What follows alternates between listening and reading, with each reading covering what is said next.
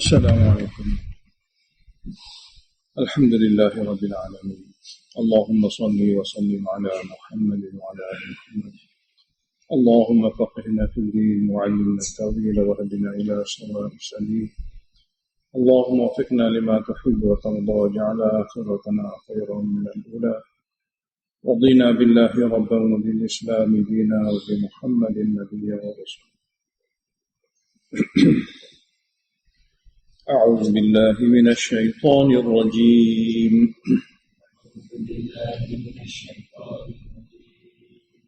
بسم الله الرحمن الرحيم. ألم تر إلى الذين يزعمون أنهم آمنوا بما أنزل إليك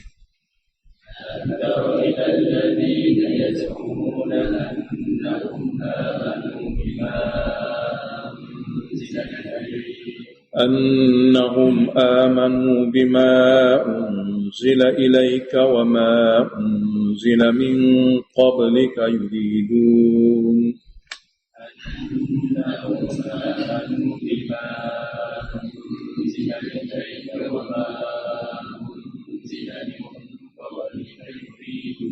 يريدون أن يتحاكموا إلى الطاغوت وقد أمروا أن يكفروا به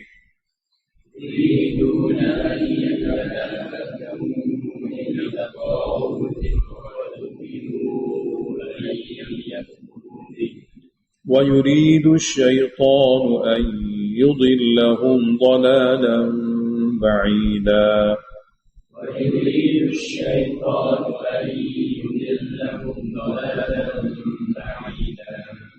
وإذا قيل لهم تعالوا إلى ما أنزل الله وإلى الرسول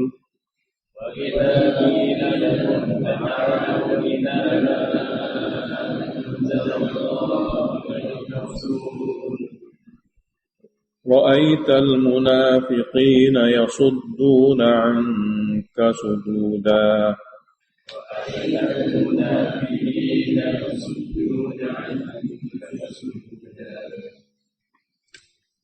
Zajrun kepada golongan munafik. Di antara alamat jelas munafik, mereka ni tidak berminat kepada kebenaran. Kebenaran yang lahir daripada wahyu, baik daripada Al-Quran atau daripada hadis atau sunnah. Dalam masa sama dia boleh zahirkan dia sebagai satu orang Islam. Dia boleh zahirkan, dia ada kemampuan nak zahirkan sebagai satu orang Islam. Sebenarnya munafik boleh dilihat dari segi gerak-geri dan tutur kata, dia adalah munafik. Daripada dua perkara tadilah dapat diketahui alamat-alamat bahawasanya dalamnya ada nifak. Sebab nifak perkara rahsia dia dengan Allah. Jadi ayat ni sebagai zajrun. Berlaku zaman Nabi dulu, satu orang nama Bishir. Dia zahirnya Islam. Dia satu hari bertengkar dengan Yahudi dalam satu kes. Jadi masing-masing tak mengalah. Yahudi itu ajak jumpa Nabi. Mari kita jumpa Nabi Muhammad. Dia Yahudi tapi ajak kepada Nabi sebab Yahudi walaupun dia Yahudi, tapi kalaulah ada keuntungan dalam kes tu memang dari segi dalilnya kuat, dia akan pergi jumpa Nabi lah. Sebab faedah yang dia fikirnya faedah daripada keuntungan. Tapi si munafik tadi pula, dia tahu apabila Nabi akan beritahu keputusan yang benar. Lalu dia cuba nak pergi kepada satu orang lain, kepada tua Yahudi, pendeta Yahudi, Ka'ab Ashraf. Tak mahu kepada Nabi, sedangkan dia zahirnya orang Islam. Yahudi nak ajak jumpa Nabi, sesakit masalah.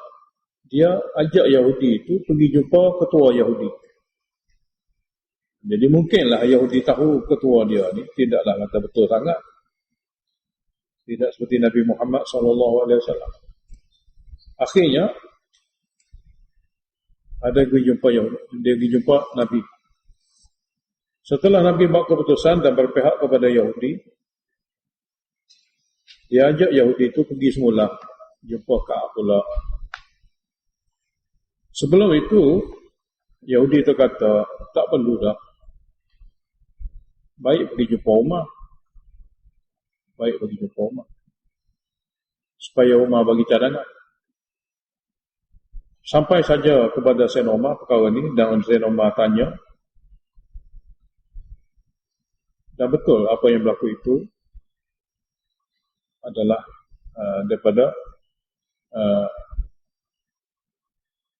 pilihan dia, pilihan munafik ni lah, pilihan orang ni nak pergi jumpa juga dengan Ka'ab bin Ashraf.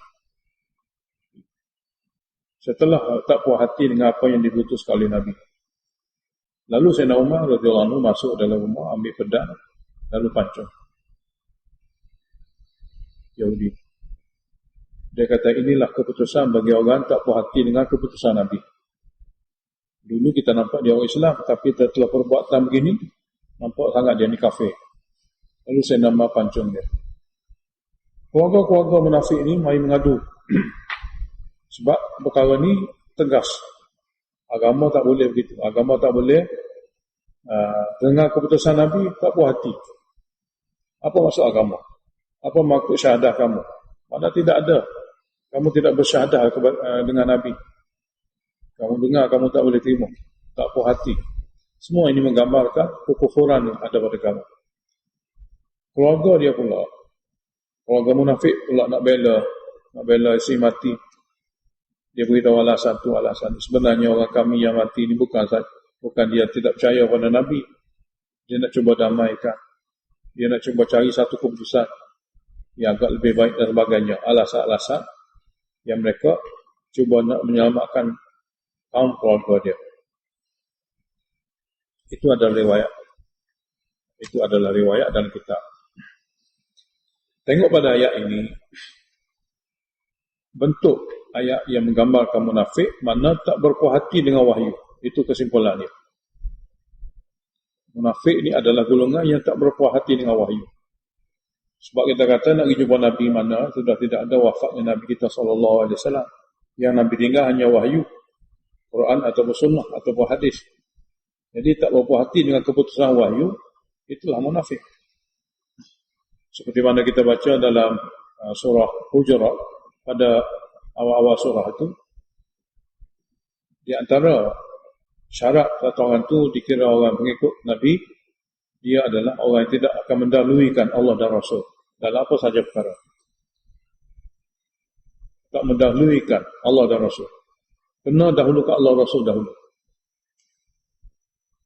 Jadi, kalaulah begini keadaan dia, memang kafir. Sebelum ni dia cuba nak tutupi kekufuran dia. Tapi sampai tahap zahir juga. Alam tara ila alladhina yaz'umuna. Tidakkah kamu tengok oleh Muhammad kepada orang yang menyangka, yakni yang mendakwa. Yaz'umun dengan mana? Yang mendakwa dengan lidah. Annahum amanu, bahawa mereka juga beriman, bima unzila ilaika, dengan wahyu yang diturunkan kepada kamu, wa ma unzila min qablika, dan wahyu yang diturunkan sebelum kamu.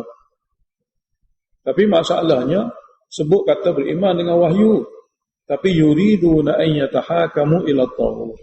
Mereka itu juga yang kata beriman tu ingin an yatahakamu ila taghut, ingin mencari penyelesaian dengan keputusan taghut.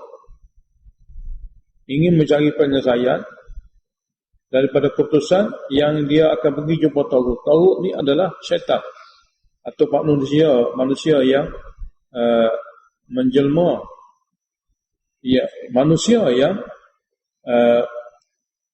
yang berjiwa syaitan. Manusia yang berjiwa syaitan. Jadi ayat ini dituju kepada manusia yang bernama Ka'ab bin Ashraf. Dia kata beriman pada wahyu yang diturunkan oleh Allah kepada Nabi. kepada kitab sebelum. Tapi apabila tiba masa nak beramal, ingin pergi cari keputusan daripada Taurat. Sedangkan waqad umiru an yakfuru bi, sedangkan mereka diarahkan daripada hukum wahyu kena tolak dan ingkar Taurat itu. An yakfuru bihi, kena tolak dan kena ingkar.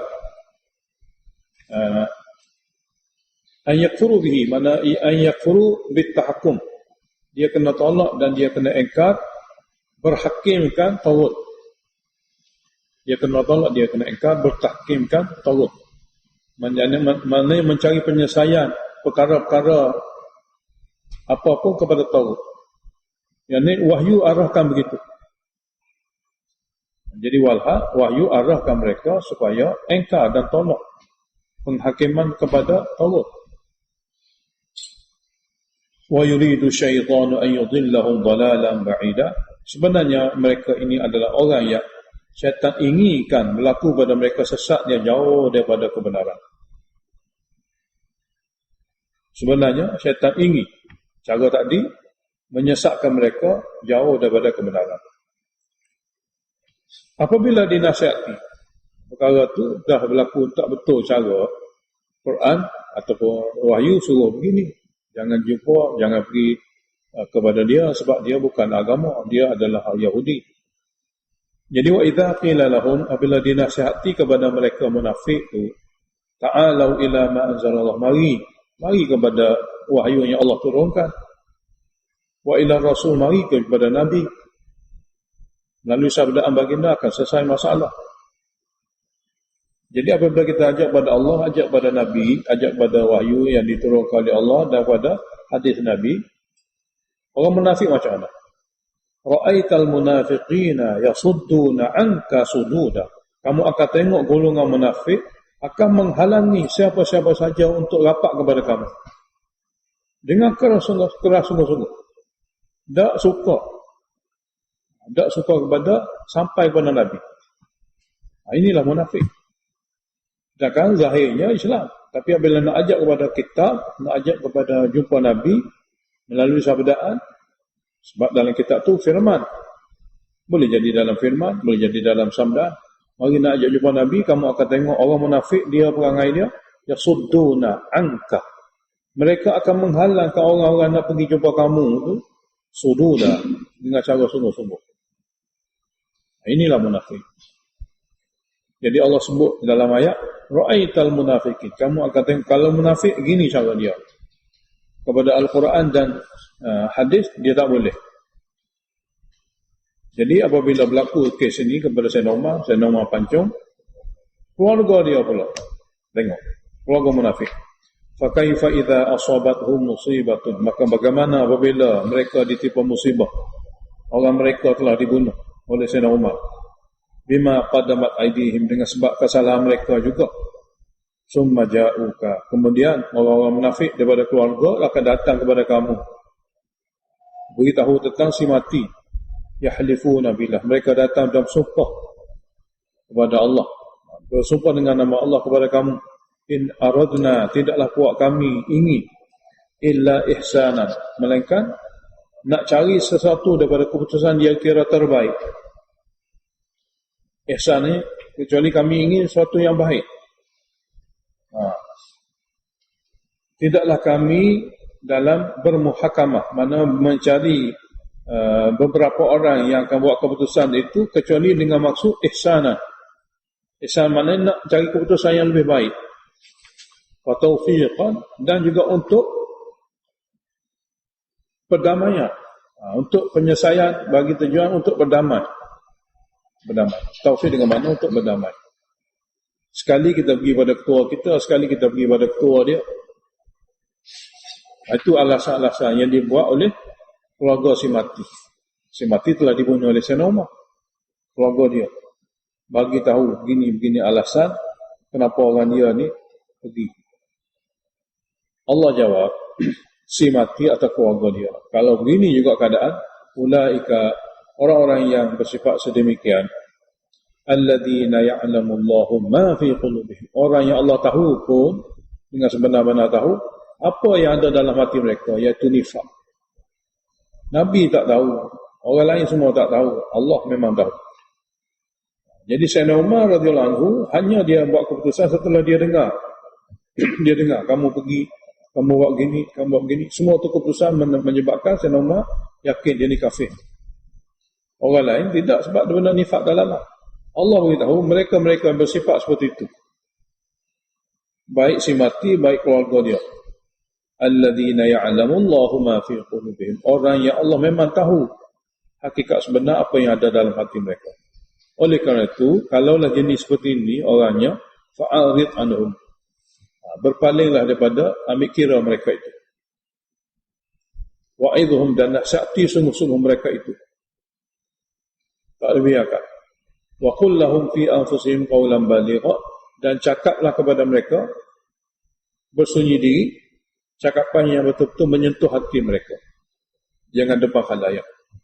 Orang jenis munafik seperti ini, kalau ada kes seperti ini, bawa asing daripada orang lain dan bagi nasihat betul-betul, bagi habis-habis supaya mereka sedar. Mereka tak tahu bahawasanya Rasul adalah orang yang dipilih oleh Allah untuk taat. Dia lambang ketaatan.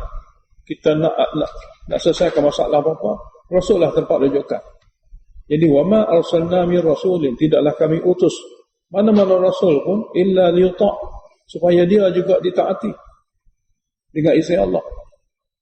Apabila berlaku perselisihan, rasul ni adalah orang yang wajib kita pergi untuk penyelesaian masalah, sebab dia adalah orang yang dilantik untuk ditaati, tapi dengan izin Allah. Sebab Nabi tak akan bercakap dengan hawa nafsu. Kalau Nabi tidak tahu, Nabi akan tanya Allah. Dan Nabi akan tunggu wahyu daripada Allah. Itulah Nabi. Sebab itu Allah beritahu biiznillah, supaya dia ditaati dengan izin Allah. Allah telah bagi kepada kepada Nabi kita arahan daripadanya untuk ditaati.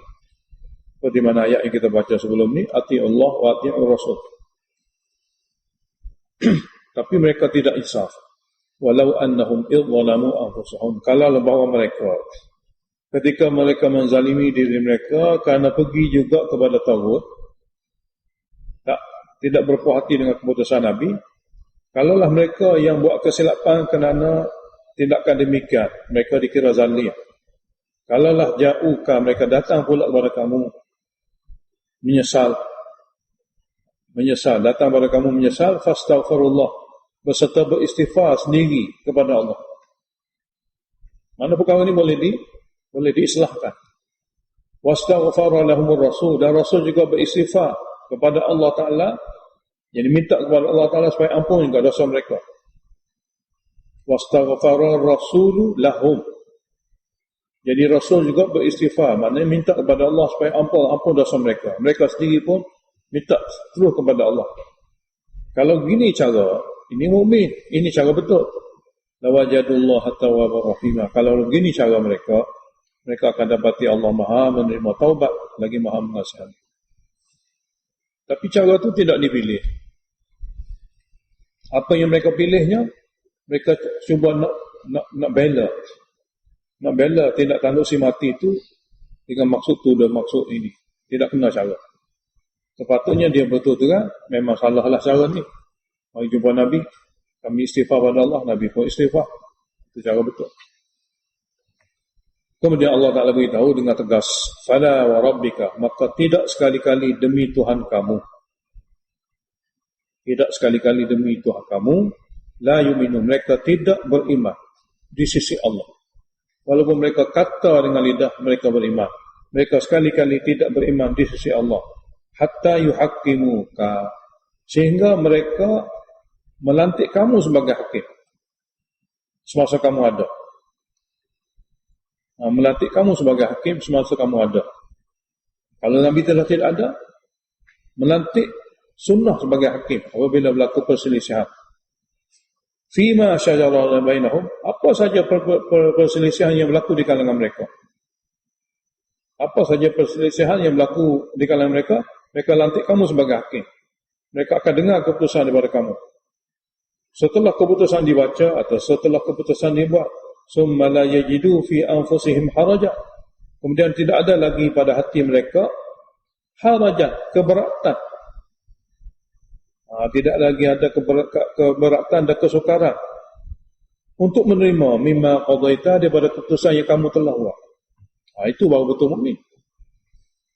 Wa yusallimu taslima, mereka berserah zahir dan batin kepada keputusan kamu. Kalau tidak bentuk ni, mereka tidak beriman di sisi Allah, walaupun mereka mendakwa dengan lidah mereka beriman. Ini juga gambaran macam mana Allah nak beritahu kepada kita munafiknya begitu cara. Dan cara penyerahan sepenuh-penuhnya, walau anna katabna alaih. Ini maknanya contoh cara penyerahan sepenuh-penuhnya. Pada ayat sebelum, yusallimu taslima. Mereka akan serahkan diri dia, mereka akan serah diri mereka sepenuh-penuhnya kepada keputusan Nabi. Cara, walau anna katabna alaihim. Kalaulah kami fardukan ke atas mereka. Seperti Yahudi dulu. Anifdulu anfusakum, kamu hendaklah bunuh diri kamu sebagai tanda taubat. Seperti mana ayat dalam Baqarah. Atau kalau kami fardukan kepada mereka, ukhruju min diyarikum. Keluar kamu daripada daerah kamu. Jangan duduk sini. Ma fa'alu. Mereka ini sebenarnya tak dapat melakukannya. Illa qalilun minhum, kecuali sedikit sangat daripada mereka yang betul-betul mukmin. Kalau mukmin hanya kadar lidah, tak boleh ikut. Tapi kalau boleh ikut, walau annahum fa'alu, dan kalaulah bahawa mereka boleh ikut ma yu'aduna bihi, apa saja yang dinasihati oleh Allah kepada mereka, lakana khairan lahum, dunia akhirat dapat kebaikan. Natijahnya lakana khairan lahum, nescaya ikut nasihat Allah itulah lebih baik bagi mereka semasa dunia ini lagi. Wa ashadda tathbitan, dan lebih teguh di segi agama, lebih teguh pendiriannya di segi agama kalaulah dapat ikut. Allah akan bagi keteguhan dalam agama. Allah akan bagi banyak kebaikan di segi dunia. Wa idzan, kalaulah mereka boleh ikut, bukan saja mereka dapat kebaikan dunia, bukan saja mereka dapat keteguhan dalam agama, la'atainahum, maka kami akan bagi lagi perkara lain kepada mereka, min ladunna, daripada sisi kami, iaitu ajran azimah, balasan pahala yang sangat besar. Dan walahadainahum, kami akan terus bagi hidayah kepada mereka, siratan mustaqimah, jalan yang lurus sampai ke syurga.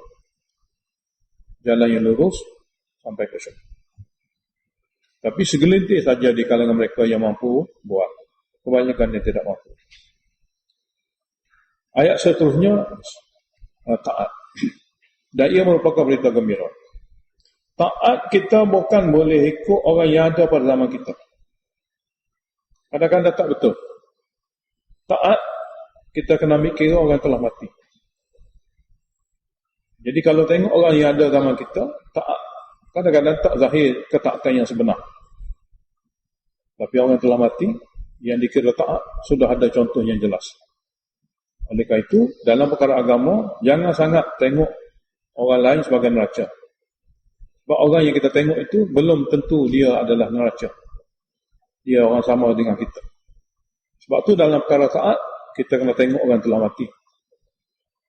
Wa man yuti'illah wa rasul. Dan siapa saja yang boleh taat kepada Allah dan Rasul, walaupun bercanggah dengan orang lain, tak ada masalah. Boleh taat kepada Allah dan Rasul, walaupun tak ramai, sebenarnya dia sudah ada kumpulan dia. Sekaligus akan dihimpun di akhirat. Jadi Allah kata, wa man yuti'illah wa rasul, dan siapa saja boleh taat kepada Allah dan Rasul, sekalipun qalilun, mereka ni tak ramai, sikit. Ayat sebelum kata qalilun, illa qalilun minhum, sedikit saja di kalangan mereka. Tidak ada masalah. Siapa yang boleh taat pada Allah dan Rasul, walaupun qalilun, walaupun sedikit, sebenarnya faulaika, orang boleh taat itu akan bersama dengan alladzina an'ama Allahu alaihim, akan bersama dengan orang-orang yang Allah telah bagi nikmat kepada mereka, yang mereka pun telah mati. Bermakna ketaatan jangan tengok sangat kepada orang yang hidup. Orang hidup dia boleh taat kadang-kadang, tak boleh taat bertukar-tukar, berubah-ubah. Jadi taat itu penting. Taat pada Allah dan Rasul walaupun sedikit tidak ada masalah. Sebab dia akan digabungkan dengan orang yang sudah mati. Di kalangan orang taat itu sebenar. Jadi faulaika, orang bersifat seperti itu yang boleh taat pada Allah dan Rasul akan bersama dengan orang-orang yang Allah telah bagi kepada mereka nikmat. Siapa? Minan nabiyyin, para nabi. Jadi kalau zaman kita ni nabi semua jenis orang sudah mati. Wasiddiqin, dan para sahabat nabi. Di segi tasdik, di segi tasdik mirip kepada kenabian. Walaupun dia bukan nabi, tangga ke bawah daripada Nabi, tangga bawah Nabi, tapi di segi tasdik hampir kepada Nabi. Ini sedih ni. Taat setia yang tak boleh bagi, meyakini apa saja yang dibawa oleh Nabi, yang didatangkan oleh Nabi daripada wahyu, mereka membenarkan semua sekali. Itu sedih ni. Wasyuhada, dan mereka yang sanggup berkorban nyawa untuk agamanya. Wassalihin, dan mereka yang jizbah dia ataupun fitrah dia ke arah kebaikan berbanding ke arah keburukan. Lalu jadilah mereka orang soleh. Fitrahnya condong kepada kebaikan berbanding dengan keburukan. Lalu jadilah mereka orang soleh. Inilah golongan-golongan yang mereka ni boleh jadi sudah mati pada zaman yang berbeza. Tapi kalau ada taat Allah dan Rasul hari ini akan digabungkan bersama. Wa hasuna ulaika rafiqa, dan sebaik-baik kawan rapat adalah golongan inilah dia. Sebaik-baik kawan rapat golongan ni yang Allah sebut nama ni. Yang Allah sebut nama. Dan ayat 69 inilah yang kita baca sebagai tafsiran bagi siratal ladzina an'amta alaihim. Yani minan nabiyyin wasiddiqin wasyuhada'i wassalihin. Dan dialah teman yang paling terbaik, yang paling baik. Jadi boleh jadi teman yang paling baik zaman kita ni dari segi zahirnya tidak ada. Tak ramai tak apa. Sebab kumpulan ini sudah ada. Sudah menunggu soalannya. Siapa-siapa yang jenis taat seperti itu akan menyusuli. Dia tak ramai. Tapi kalau kira pada awal lagi, saya apakah ini sudah pun ramai. Jadi kalau begitu boleh taat. Dzalikal fadlu minallah. Ya demikian itulah kurniaan sebenar daripada Allah. Wa kafa billahi alima. Cukuplah Allah yang maha mengetahui. Ayat seterusnya mengenai peraturan dalam peperangan yang dituju kepada pemerintah. Sebab peperangan mesti kena ada imam ataupun pemerintah. Seperti mana ayat-ayat kita baca pada akhir surah Baqarah, kena ada malik, kena ada raja yang ditaati, yang dipatuhi. Yang ditaati, yang dipatuhi, barulah peperangan tu boleh berjalan dengan lancar. Sini Allah beritahu, ya ayyuhalladzina amanu khudhu hidrakum. Jadi wahai orang beriman, adalah kena kamu ambil persiapan, berjaga-jaga. Fanfiru thubatin, maka keluarlah kamu berperang. Thubatin, dengan kumpulan-kumpulan. Awin firu jami'a, ataupun keluar berperang dengan cara sekaligus, ramai-ramai. Dua-dua cara ni boleh berlaku, mengikut sesuai keadaan. Sebab ia adalah atas arahan malik, imam. Jadi cara ni Allah beritahu secara umumnya, nak keluar kumpulan-kumpulan pun tak apa, nak keluar sekaligus pun tak apa. Tengok keadaan musuh. Kalaulah jenis fardu kifayah, keluarlah bentuk kumpulan-kumpulan. Kalaulah fardu ain, makna musuh begitu ramai sehingga tidak boleh lagi nak digila-gilakan, maka jadilah hukum an-nafrul am, semua kena keluar perang. Itu sekaligus. Dua-dua cara ni sudah diberitahu oleh Allah, dan pemimpinlah akan memberitahu. Wa inna minkum, dalam keadaan berperang ini ada orang munafik. Jadi sebab apa? Munafik ni dia tak boleh dengan jihad. Lebih daripada jihad yang jenis qital, peperangan. Munafik tak boleh. Sebab dia orang dunia, dia tidak orang akhirat. Wa inna minkum, ada di kalangan kamu yang zahir Islam. Ada di kalangan kamu yang zahir Islam. Laman yang mana mereka itu la yubaqti'an, selalu melambat-lambatkan atas tajuk jihad. Laman la yubaqti'an, selalu melambat-lambatkan. Daripada kalangan kamu juga, mana munafik. Fa in asabatkum musibatun, sekiranya kamu ditimpa musibah, katakanlah kalah dalam peperangan. ramai terbunuh.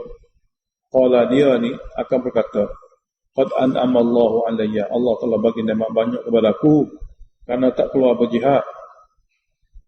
Id lam akum ma'hum, kerana aku tak ada bersama mereka, syahid dan mati syahid dalam perang. Maknanya kalaulah berlaku kematian, kekalahan, mereka rasa gembira. Wala in asabakum fadlun min Allah, sekiranya kamu dapat daripada Allah kurniaan, kemenangan, harta rampasan, dapat tawar, mereka tak pergi. Apa kata mereka? Orang yang tak pergi di kalangan munafik ni akan berkata, la yaqulan, saya dia akan berkata, ka'allam takun bainakum wa bainahu mawaddah, seolah-olah tidak ada pertalian di antara kamu dengan mereka di segi kasih sayang. Seolah kamu, mereka. Tak ada perhubungan Islam pun di antaranya. Inilah orang munafik. Apa dia kata? Ini perkataan menggambarkan pertalian agama tidak ada. Ya laitani, alangkah bertuahnya kalau aku ma'ahum, bersama mereka. Ya laitani kuntum ma'ahum, alangkah bertuahnya kalau aku sendiri ada bersama mereka. Fa'fuza fawzan azima, maka aku akan dapat keuntungan harta rampasan yang sangat banyak. Tapi oleh kerana aku tak pergi, aku tak dapat. Jadi perkataan ini menggambarkan seolah tak ada pertalian kasih sayang agama. Orang yang ada pertalian kasih sayang agama, siapa-siapa dapat pun tak apa. Sama-sama tumpang gembira. Katakanlah kita orang Islam, kami telah pergi sana, alhamdulillah kami dapat ajak dia mengaji. Kita pun kata alhamdulillah, alhamdulillah. Itu pertalian agama. Kalaulah kita dapati dia ditimpa musibah, dia berkata kami ada masalah timpa musibah, maknanya orang-orang lain pun akan simpati. Semoga Allah Ta'ala selesaikan masalah, akan kata begitu. Tapi munafik tidak. Munafik dia tak boleh begini dengan orang yang betul-betul beriman. Dia akan rasa mereka. Oleh kerana itu, dalam tajuk peperangan, orang seperti ini jangan ambil dia untuk berperang. Oleh kerana itu, hubungan ayat ni, oleh kerana itu, kalau ada golongan-golongan manusia yang tidak ada hubungan pertalian keagamaan seperti ini, jangan ambil dia, jangan biarkan mereka turut serta dalam peperangan. Dia lebih bahaya lagi. Seperti mana kita akan baca nanti dalam surah Taubah. Dia tak pergi itu lebih baik. Jangan bawa dia pergi berjihad. Sebab apa? Sebab untuk jihad, dia ada orang dia. فَلْيُقَاتِلْ فِي سَبِيلِ اللَّهِ, maka berperanglah di jalan Allah. Orang yang betul-betul akhirat. Janganlah bagi masuk dalam berjihad ini orang yang cinta dunia. Seperti si munafik ni. Mana gitu. Jadi orang tadi jangan bawa pergi berjihad. فَلْيُقَاتِلْ فِي سَبِيلِ اللَّهِ, maka hendaklah berperang di jalan Allah. Alladzina yashruna al-hayata ad-dunya bil akhirah, orang yang boleh menjual dan menukarkan kehidupan dunia untuk ambil akhirat. Orang ni boleh pergi. Orang seperti tadi tak boleh pergi. Wa man yuqatil fi sabilillah, dan siapa-siapa saja yang berperang di jalan Allah atas jazbah tukar dunia untuk ambil akhirat, fayuqtal, lalu dia terbunuh syahid, au yaghlib, atau dia menang mengalahkan orang kafir, fasawfa nu'tihi ajran 'azima, dua-dua ini kami akan bagi pahala. Dapat mati syahid bagi pahala, tak dapat mati syahid bagi pahala beserta harta ghanimah. Peraturan yang ketiga, membebaskan orang Islam lain yang tertindas. Mana ketua Islam dia kena fikir, selain daripada umat Islam yang ada di bawah tanah jajahan, ada juga umat Islam yang duduk duduk tertindas di negara harbi, negara kafir. Dan dia sentiasa berdoa supaya dilepaskan. Dan mereka tak mampu nak keluar kerana dikongkong, ataupun mereka ni telah ditawar, atau mereka telah ditahan daripada bebas keluar ke negara Islam. Oleh kerana itu, bukan saja pemerintah Islam fikir kepada orang di bawah taluk dia kena fikir juga mana-mana orang Islam yang tertindas di negara harbi. Macam mana nak lepaskan dia daripada ditindas.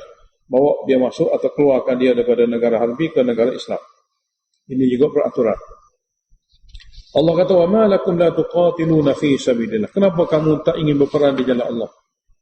Dan kenapa kamu tidak ingin membebaskan orang-orang yang daif di kalangan laki-laki dan wanita dan kanak-kanak yang ditahan dalam negeri orang kafir? Ayat ni sebenarnya ada hubungan rapat dengan mustad'afun, orang yang lemah dan daif yang duduk di Mekah di bawah kawasan harbi, kawasan orang kafir yang berperang. Bukan tak ramai, ada juga. Bukanlah jumlah yang begitu ramai, ada juga. Kata riwayat beberapa belas, ada yang mengatakan beberapa puluh orang yang tertahan. Jadi kenapa kamu tidak ingin berperang di jalan Allah Ta'ala? Yang kedua, tak berperang untuk melepaskan orang-orang yang da'i lagi lemah, baik guna lelaki atau wanita atau kanak-kanak. Alladzina yaqulu, mereka ini sentiasa berdoa sebenarnya semasa dia dalam keadaan ditindas di kampung harbi ini, di daerah harbi.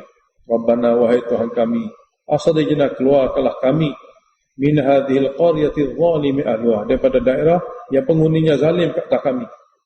Daerah tak zalim, penghuninya yang kafir harbi itu menzalimi. Waj'al lana min ladunka waliya, jadikanlah untuk kami daripada sisi engkau pelindung. Waj'al lana min ladunka nasira, dan jadilah untuk kami daripada sisi engkau penolong. Orang-orang ni yang ditindas ni berdoa sentiasa untuk dibebaskan. Jadi kamu yang berada dalam negara Islam, kenapa tak berperang untuk membebaskan dia? Allah Ta'ala beritahu, alladzina amanu yuqatiluna fi sabilillah. Orang-orang yang betul-betul beriman, dia tetap akan berperang di jalan Allah. Walladzina kafaru yuqatiluna fi sabilit taghut. Orang-orang yang ingkar juga sanggup berperang atas jalan taghut. Atas jalan taghut. Taghut maknanya atas jalan pemujaan, penyembahan selain pada Allah. Oleh kerana dua-dua ni sanggup belaka untuk bertembung, faqatilu awliya syaitan, maka kamu orang Islam perangilah ketua-ketua syaitan itu. Ketua-ketua yang mempengaruhi manusia daripada golongan yang dirasuk oleh syaitan.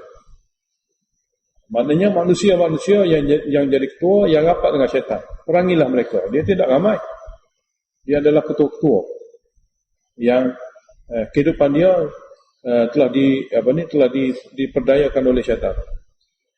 Perangi, jangan biarkan. Inna kaida syaitani kana dha'ifa. Sesungguhnya hilah dan juga muslihah dan rancangan jahat syaitan ini, dia sangat dhaif lemah. Dia dengan sangat dhaif lagi lemah. Ayat seterusnya, zajrun. Zajrun maknanya semangat mendahului sifat. Teguran kepada semangat melebihi sifat. Semangat Islam dia akan dapat serta-merta apabila diberitahu tentang Islam, diceroboh, dizalim, semangat akan naik berkobar-kobar. Tapi tak semestinya sifat ada. Sifat akan datang melalui tarbiyah yang lama. Semangat boleh zahir bila-bila masa. Jadi semangat dia zahir bila-bila masa. Sifat dia lambat terbentuk melalui pengorbanan dan juga melalui susah payah yang lama. Allah Ta'ala tidak syariatkan peperangan kepada orang Islam pada awal-awal kerana orang Islam semangat ada, sifat tidak ada. Semangat ada, sifat tidak ada. Dan sifat ini akan lahir dengan dua cara. Iaitu dengan cara dirikan solat, hablum minallah. Dan cara kedua, tunaikan zakat, hablum minannas. Biar dapat dilakukan sebagai sifat, bukan sebagai satu amalan yang membebankan. Solat sebenarnya suatu latihan umur muslihah yang boleh melahirkan sifat, yang boleh mencegah seseorang yang solat ini daripada fahsyah munkar dan boleh membawa kepada ketaatan yang sempurna. Begitu juga zakat. Zakat bukanlah satu perkara biasa. Dia boleh mendatangkan sifat simpati dan timbal rasa kepada orang beriman, orang Islam. Sehingga dia boleh bersusah payah demi kerana orang lain. Seperti mana ayat yang Allah beritahu dalam surah yang kita akan baca, wa yu'thiruna ala anfusihim walau kana bihim khasasah. Jadi zakat juga kadang-kadang dia akan membuka seseorang itu hubungan sesama Islam dengan lebih baik. Dengan lebih baik. Jadi ini adalah sifat. Dia tidak mudah untuk zahir kepada seorang. Manakala semangat, dia boleh zahir bila-bila masa. Lebih-lebih lagi melalui mata. Tengok orang kafir telah bunuh orang Islam. Allah zalim orang Islam, dengar telinga, dengar berita-berita tentang Islam diganyang, Islam dibuat tu, dibuat ni, maka lahir semangat serta-merta. Untuk kita, untuk peperangan, semangat perlu, tapi lebih perlu daripada tu sifat. Sebab sifat itulah yang akan beri kepada mereka kekuatan untuk berdepan dengan orang kafir. Ini ayat dia. Allah Ta'ala beritahu, alam tara ila alladhina qila lahum kufu aydiyakum. Tidakkah kamu tahu, kamu tengok kepada orang-orang yang dinasihati kepada mereka, kufu aydiyakum, kamu semua tahan tangan kamu daripada memerangi musuh. Kamu semua tahan tangan kamu daripada memerangi musuh. Iaitu nak memerangi musuh atau rasa semangat. Jadi tahan tangan kamu daripada memerangi musuh. Ini salah satu ayat, kata ulama tafsir, ayat larangan perang dikurang kerana tidak ada sifat. Sebaliknya, wa aqimus salat. Jadi kufu tahan daripada perang, aqimu arahan daripada Allah supaya dirikan solat. Jadi wa aqimus salat, dirikanlah solat betul-betul supaya dia menjadi satu amalan yang melahirkan sifat. Wa atuz zakah, dan tunaikanlah zakat betul-betul supaya daripada suatu amalan dia akan melahirkan sifat. Falamma kutiba alaihimul qital, maka ketika mana difardukan ke atas mereka tu peperangan, mana hukum peperangan disabitkan oleh Allah, idza fariqum minhum, tiba-tiba ada satu puak yang tidak cukup tarbiyah, yang tidak cukup sifat, yakhshawnan nasa ka khasyatillah, mereka takut serta gerung kepada musuh sebagaimana mereka takut dan gerung kepada Allah. Au asyadda khasyatan, atau lebih takut lagi berbanding takut kepada Allah. Jadi tak kena cara. Kenapa? Sebab tidak ada sifat solat dan sifat zakat. Jadi akan ada satu puak takut pada musuh lebih pada Allah. Takut pada musuh lebih pada Allah. Kurang kerana sifat tidak ada. Dan oleh kerana takut dan gerung itulah waqalu, mereka berkata, Rabbana, wahai Tuhan kami, lima katabta alaina alqital, kerana cepat sangat. Sini, kerana cepat sangat engkau fardukan ke atas kami peperangan. Laula akhartana ila ajalin qaribin, kenapa tidak boleh dilewatkan kepada suatu tempoh yang pendek, mana kepada suatu tempoh yang kepada satu tempoh yang sedikit lagi masa. Jadi kenapa kamu tidak melewatkan peperangan ataupun arahan perang ini kepada satu tempoh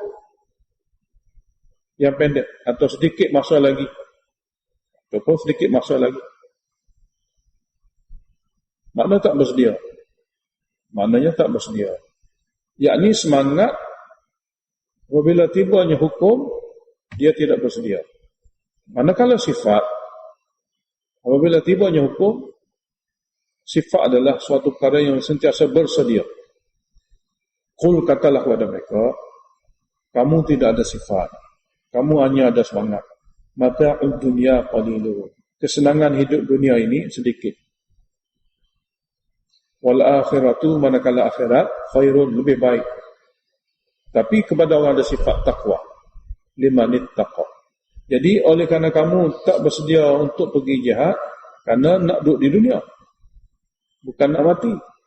Oleh kerana kamu nak duduk di dunia, kamu tak bersedia untuk berjihad. Ingat, dunia sangat sedikit, akhirat sangat lebih baik. Tapi bagi orang ada sifat takwa, sifat takwa itu hasil daripada sembahyang dan juga zakat. Wala tuzlamuna fatila, dan kamu tidak akan dizalimi walaupun sedikit. Walaupun seperti fatil ni, seperti satu benang pada biji tamar. Kamu takut mati kah? Tak mahu berjihad? Ainama takunu yudrikumul mautu, di mana saja kamu berada, mati akan datangi kamu. Walau kuntum fi burujin musyayyadah, sekalipun kamu berada dalam kubu yang betul-betul kukuh lagi teguh, berada dalam bangunan tinggi, kubu yang kukuh lagi teguh pun, mati akan mendatangi kamu. Dia tak boleh, satu orang tu tak boleh lepas. Wa in tusibuhum hasanatun yaqulu hadhihi min indillah.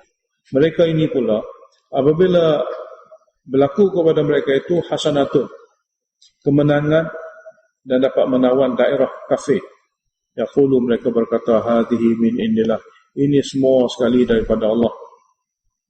Wa in tusibuhum sayyatun, dan apabila mereka ditimpa kekalahan, kematian dalam peperangan, mereka yaqulu, berkata, hadhihi min indika, ini semua daripada sialnya Nabi Muhammad. Dia sandarkan kepada pemimpin. Qul, jawab pada mereka, takdir daripada Allah semua sekali. Kullun, baik atau buruk, di segi takdirnya daripada Allah, bukan di segi asbab, di segi takdirnya daripada Allah. Fama lihaulai, kenapakah mereka yang munafik ini, kenapakah haula'il kaum yang munafik ini, la yakaduna yafqahuna haditha, hampir-hampir tidak boleh memahami perbicaraan agama walaupun sedikit. Hampir tak boleh memahami perbicaraan agama walaupun sedikit. Sebenarnya, ma asabaka min hasanatin faminallah, apa saja yang sampai kepada kamu daripada perkara-perkara baik itu sebenarnya famin fadlillah, daripada kurniaan Allah. Wa ma asabaka min sayyi'atin, dan apa saja yang menimpa kamu daripada kesusahan, kesakitan, kerugian, famin nafsika, maka daripada ikhtiar diri kamu, mana daripada sebab ikhtiar kamu. Sebab ikhtiar kamu. Ayat seterusnya sebagai tasliyah. Wa arsalnaka linnasi rasula, dan kami memilih kamu sebagai rasul, wahai Muhammad, untuk seluruh manusia. Wa arsalnaka linnasi rasula, kami telah memilih kamu sebagai rasul, wahai Muhammad, linnas, untuk seluruh manusia. Wa kafa billahi syahida, dan cukuplah Allah sebagai saksi. Man yuti'ir rasul, rasul ni adalah satu orang yang telah dipilih oleh Allah untuk taat. Man yuti'ir rasul, siapa saja yang boleh taati rasul, faqad ata Allah, sebenarnya dia mentaati Allah. Dia ada satu pahaman apabila tak bertalaki dalam ilmu, dia hanya terima Quran, tak terima hadis. Dia terima Quran, makna terima Quran pun tidak bertalaki. Terima Quran maknanya dia kata Quran dah cukup, hadis tak perlu. Ada juga cendikawan duniawi, cerdik pandai dunia, ambil mudah. Sebab dia agama ni kalau berasal hanya Quran, dia jenis fahaman, tak perlu beramal. Beramal ni bersangkut paut dengan hadis. Hadis lah beritahu semayang begini. Quran hanya beritahu dirikan semayang, macam mana tak tahu. Dia berbentuk teori sangat. Allah Ta'ala beritahu dalam Al-Quran dari segi amal sebagai asal dan teras. Yang zahir sungguh amal itu hanya dengan cara ikut Nabi. Jadi ada manusia yang dia fahaman agamanya tak betul, kerana dia kata Quran dah cukup. Hadis-hadis ni ada daif lah, macam-macam perkara. Jadi satu fahaman banyak ramai juga dalam dunia ni dipanggil orang yang ingkar hadis. Ini bukti kalau betul-betul dia kata nak ikut Quran. Dalam Quran ni kata man yuti'ir rasul faqad ata'a Allah. Siapa dia boleh ikut rasul, sebenarnya dia boleh taat pada Allah. Wa man tawalla, dan siapa berpaling daripada ikut rasul, fama arsalnaka alaihim hafizah, dan tidaklah kami utus kamu untuk jaga amal mereka. Kamu hanya diutus untuk mentadbirkan. Kamu diutus untuk mentadbirkan. Orang-orang munafik dalam penampilan zahir, dalam segi tutur kata, sentiasa mengiyakan apa-apa yang diberitahu oleh Nabi. Di depan Nabi, belakang Nabi lain cerita. Ini pun salah satu sifat munafik. Allah Ta'ala adakan sebagai bentuk laporan. Maknanya di depan Nabi lain, di belakang Nabi lain, sudah menggambarkan sifat munafik. Wa yaquluna ta'atu, mereka berkata di depan kamu, amruna ta'atu, urusan agama kami taat semata-mata.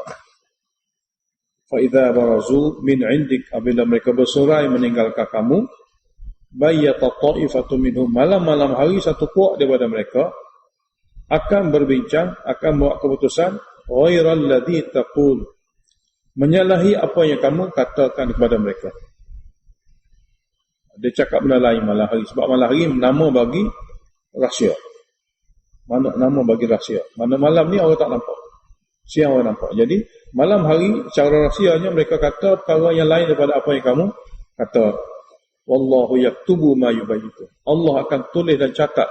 Iaitu Allah Ta'ala akan arahkan mereka mencatat apa saja yang mereka berbicara pada malam hari itu yang menyalahi Nabi. Satunya muzakarah untuk memantapkan lagi kefahaman apa yang diberitahu oleh Nabi.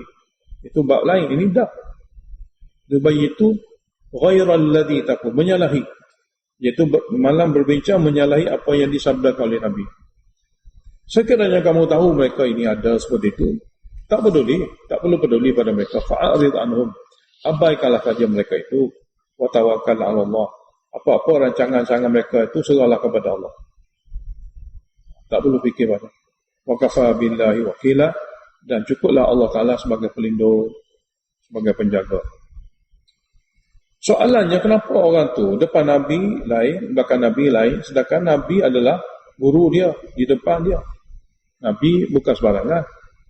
Nabi adalah yang terbaik, yang tertinggi darjat berbanding semua Nabi-Nabi. Sebab agama yang mereka duduk sama Nabi untuk dunia, itu sebab dia sebenar. Agama yang mereka pilih untuk duduk dengan Nabi sekadar dunia. Sekadar dia tidak dikira kafir untuk takut dipancung. Jadi bertahan duduk sama-sama dengan Nabi, tiga perkara zahir-zahir, hakikat sebenar tidak ada apa-apa yang dikira, yang diiktiraf sebagai beriman. Kalau seandainya mereka belajar duduk dengan Nabi dengan cara tadabbur, setiap apa yang disampaikan oleh Nabi, dia tidak jadi begini. Jadi Allah beritahu, afala yatadabbarun, tidakkah mereka boleh mentadabbur, memerhati secara mendalam akan Al-Quran yang disampaikan oleh Nabi. Walau kana min indi ghairillah, kalau Al-Quran ni seandainya dia bukan daripada Allah, buatan manusia katakanlah, lawajadu fihi ikhtilafan katsira, saya dia akan dapati dalam Quran ini banyak perselisihan sama sendiri. Beribu-ribu ayat ni bercanggah sama sendiri banyak. Tapi oleh kerana dia daripada Allah, awal hingga akhir semua beritahu surah Fatihah. Awal hingga akhir semua beritahu tauhid dalam ibadat, tauhid dalam minta bantuan dan pertolongan. Awal dan akhir beritahu macam mana nak berjihad, macam mana nak infak. Awal dan akhir dia beritahu macam mana umur munazimah, hidup bermasyarakat yang adil, macam mana umur muslihah, amal-amal yang boleh menyebabkan manusia hampir kepada Allah. Itu perkara awal dan akhir. Kalaulah bukan daripada Allah, dia tak jumpa seperti itu. Dia akan jumpa maklumat-maklumat yang bercanggahan satu sama lain. Kita akan sambung. Alhamdulillahirabbil alamin. Allahumma shalli wa sallim ala Muhammad. Allahumma fikna lima tuhibbu wa tarda, waj'al akhiratana khayran min al-ula, wadina billahi rabban wa bil islam dina, wa bi Muhammadin nabiyyan wa rasul. Allahumma anfa'na bima 'allamtana وعلمنا ما ينفعنا وزدنا علما. الحمد لله على كل حال ونعوذ بالله من حال أهل النار. اللهم اشرح صدورنا للإسلام. اللهم حبب إلينا الإيمان وزينه في قلوبنا وكره إلينا الكفر والفسوق والعصيان. اللهم اجعلنا من الراشدين.